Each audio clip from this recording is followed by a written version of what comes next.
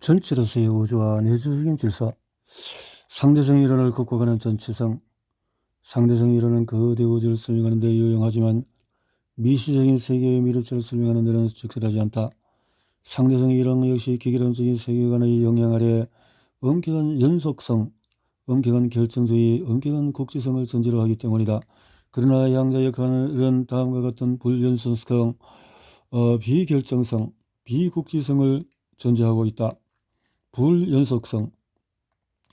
원자핵의 주변을 도는 전자들은 특정한 궤도를 따라서 움직인다. 따라서 한 궤도와 다른 궤도 사이에서 전자가 존재할 수는 없다. 그런데 전자가 궤도를 바꿀 때는 한 궤도에서 다른 궤도로 바로 점프해버린다. 궤도가 궤도를 지나지도 않은 채 궤도를 바꾸는 것이다. 비결정성.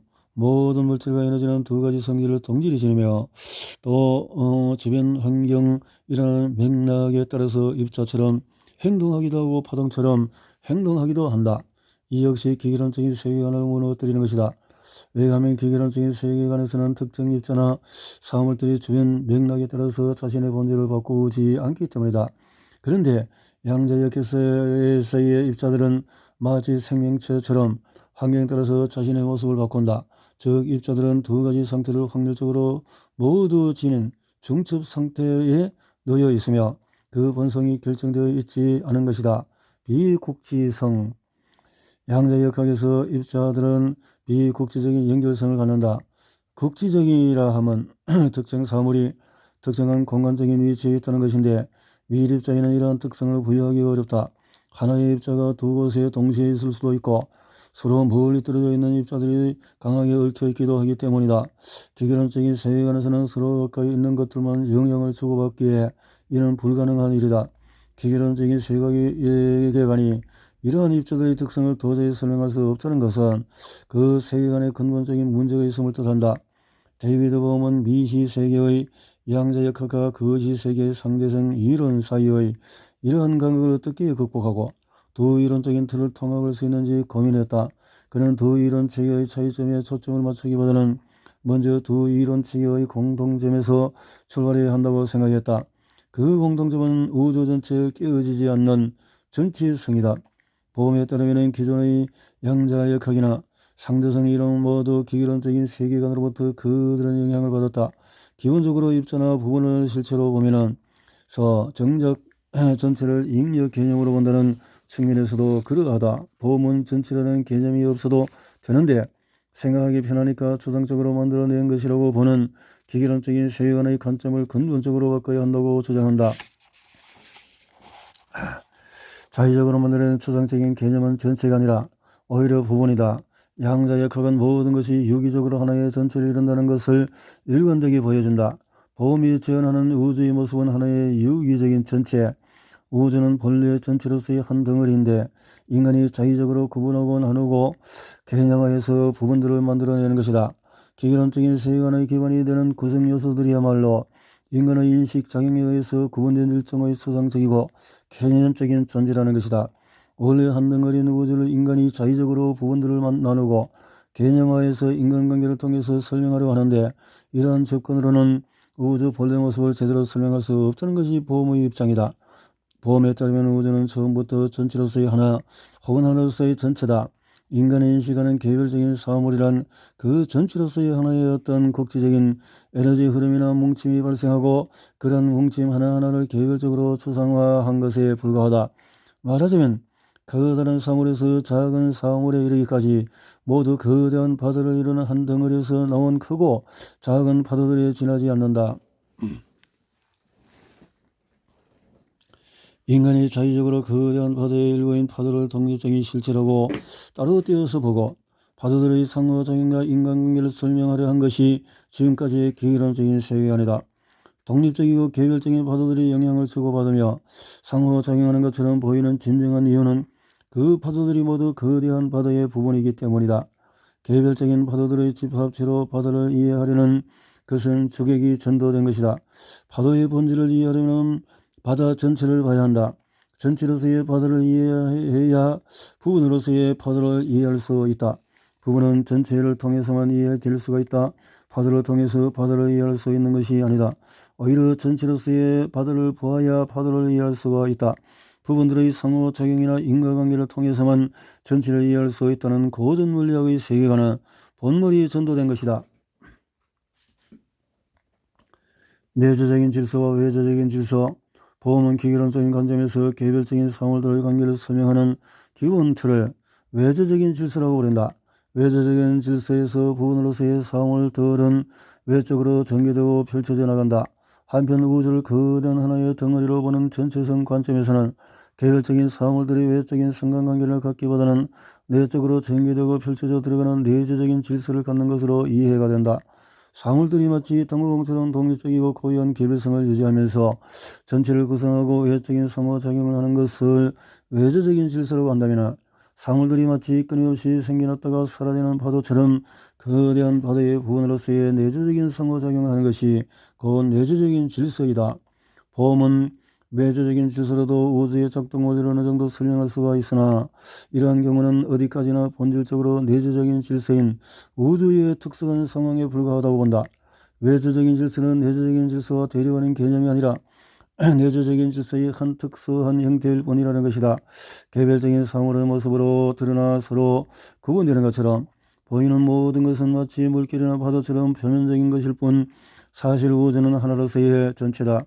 표면 아래에서 드러나지 않는 전체로서의 질서가 바로 내재적인 질서이고, 내재적인 질서의 일부가 표면에 드러나는 것이 외재적인 질서다. 기계론적인 세계관의 세상의 본질적인 모습이라 착각하는 것이 바로 외재적인 질서인데, 사실 외재적인 질서는 내재적인 질서의 극히 일부이며 특수한 한 형태에 불과하다. 마치 수면 위의 물결이라는 외재적인 질서가 바다 전체라는 내재적인 질서의 극히 일부인 것과 마찬가지다. 끊임없이 안으로 펼쳐 들어가는 내재적인 질서가 우주의 보편적인 모습이며 본래의 실체다. 외재적인 질서 혹은 외형적인 펼쳐짐은 추상화된 관점에서의 기술에 불과하다. 아인슈타인의 통일장 이론은 어느 정도 내재적인 질서와 전체성의 관점을 받아들인 이론이라 할 수 있다. 입자와 그것의 배경이 되는 공간과 에너지까지 모두 우주에 연속적으로 분포된 하나의 덩어리로 보기 때문이다. 여기에 중력까지 포함시키면 그야말로 모든 것의 이론이 된다. 이 공간이라는 배경과 에너지나 입자라는 실체를 하나의 동일한 덩어리로 보는 것은 파도 하나하나를 독립된 입자가 아닌 거대한 바다라는 배경의 일부로 보는 것에 비유할 수 있다. 이처럼 배경과 현상 사이에는 본질적인 차이가 없다고 보는 것이 전체성의 관점이다. 유기론적 세계관과 전체적인 움직임. 내향적인 펼쳐짐. 테일러 쿠에트 실험. 데이비드 봄은 안으로 향하는 내향적인 펼쳐짐과 바깥으로 향하는 외향적인 펼쳐짐을 총합을 전체적인 움직임으로 개념화한다. 내향적으로 펼쳐져 들어왔다가 다시 외향적으로 펼쳐져 나가는 움직임의 총합이 곧 우주의 근본적인 실체라는 사실을 강조한다. 인간이 인식하는 사물, 대상, 형태, 입자 등은 전체적인 움직임과 결과에 따라서 떠오르는 부차적인 것에 불과하다는 것이다. 어떤 물질적인 실체나 독립적인 입자로 드러나는 모든 것의 본질은 끊임없이 흘러가는 전체적인 움직임이다. 이러한 흐름이 상대적으로 안정적일 때는 미립자나 사물 등 고정된 실체로 우리에게 드러난다. 그것은 마치 소용돌이가 하나의 고정된 실체로 보이는 것과 같은데 사실 그 본질은 끊임없이 움직이는 전체로서의 유체의 흐름인 것과 마찬가지다. 흐름인 것과 마찬가지다. 이런 점에서 로돌프 지나스가 말하는 소용돌이로서의 나의 개념은 의미심장하다. 앞에서 살펴본 의식 역시 일종의 소용돌이와 같다. 하나의 독립적인 실체처럼 보이지만 사실 소용돌이의 본질은 내향적으로 끊임없이 펼쳐지는 내재적인 질서다. 우리는 각자 자기 자신을 하나의 고정된 실체처럼 느끼지만 사실은 끊임없이 내향적으로 펼쳐지며 흘러가는 내재적 질서다. 하나의 별도 그렇고 너도 그렇고 나도 그렇고 미립자도 그렇다. 이 세상 모두가 존재가 그렇다.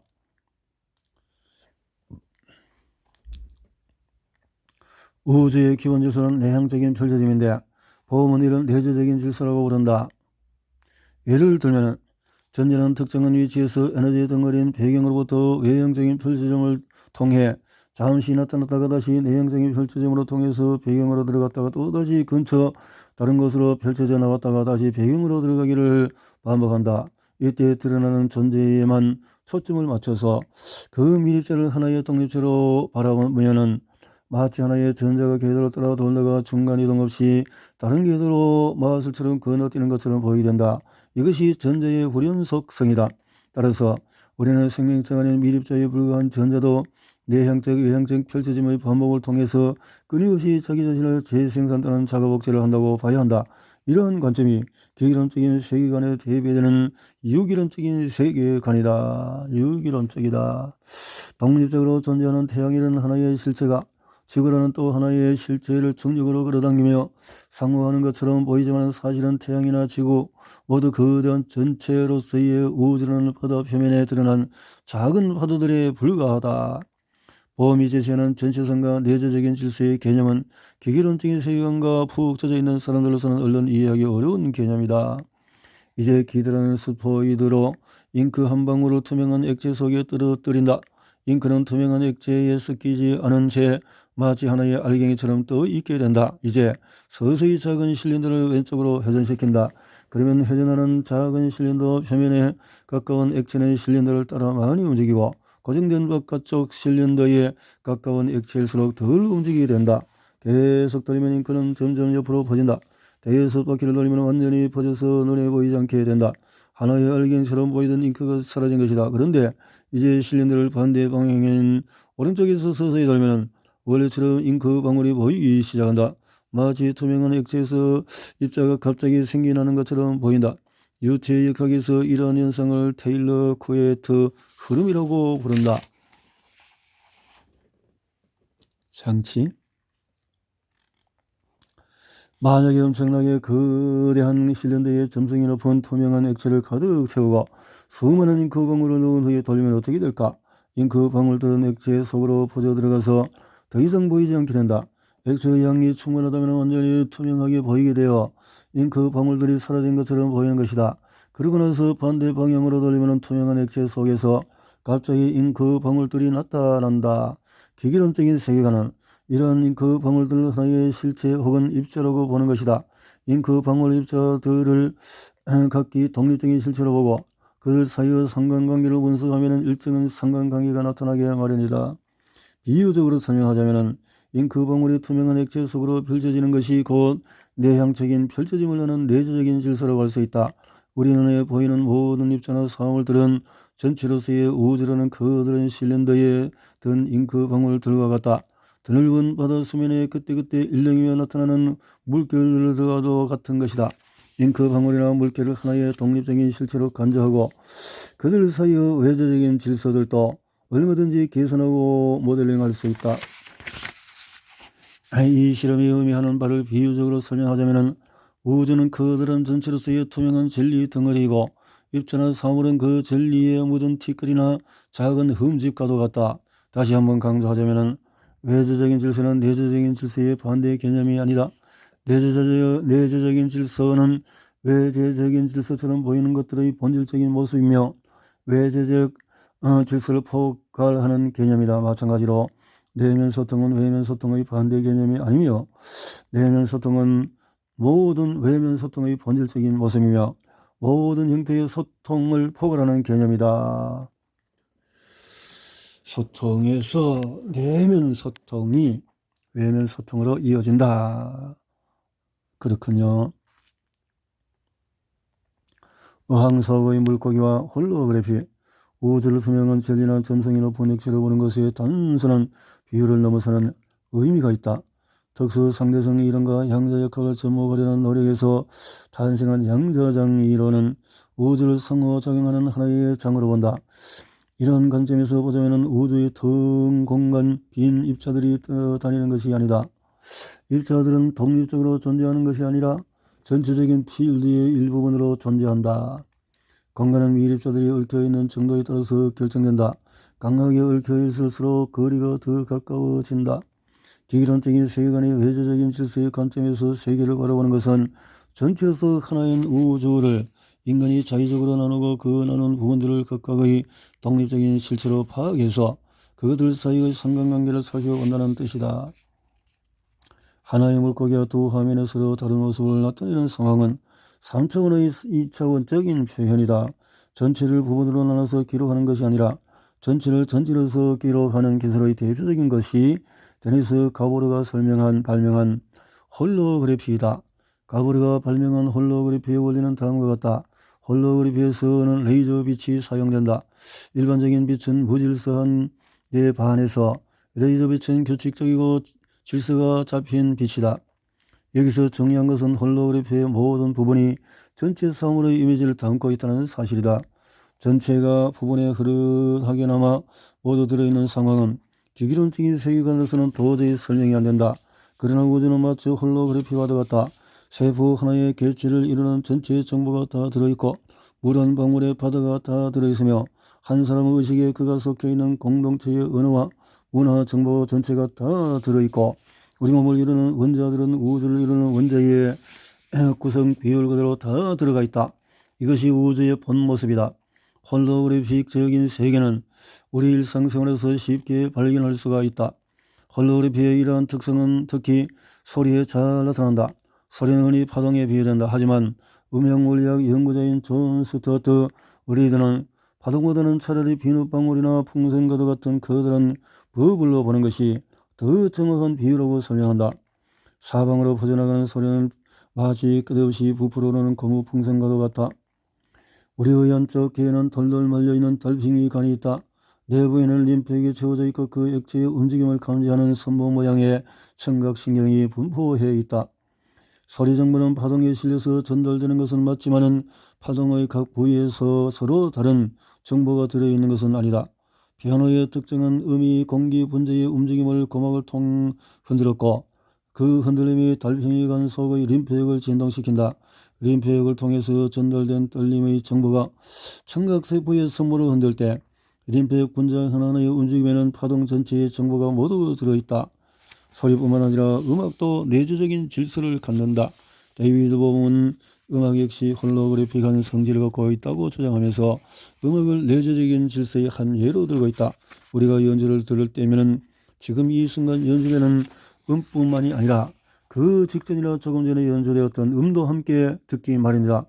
피아노 연주를 예로 들자면은 연주자가 건반을 두드리는 순간 음뿐만 아니라 조금 전에 연주되었던 여러 음의 여운도 함께 듣게 된다. 연주되는 순간의 음과 그 전에 연주되었던 음들의 초기 반사음과 소리의 잔향이 모두 존재하게 되는 것이다. 이러한 것이 우리 감각기관에 주어지는 외부로부터의 청각정보이다. 이 청각정보는 자유에너지 원칙에 따른 능동적인 추론에 의해서 내적 모델과 결합해서 청각이라는 지각 편린으로 생산되고 이런 다시 감정이나 기억 등의 생성 모델과 상호작용하며 우리 의식으로 펼쳐져 들어간다. 이런 수많은 파동이 하나의 홀로그래피로 펼쳐져 들어가는 구조와 매우 비슷하다.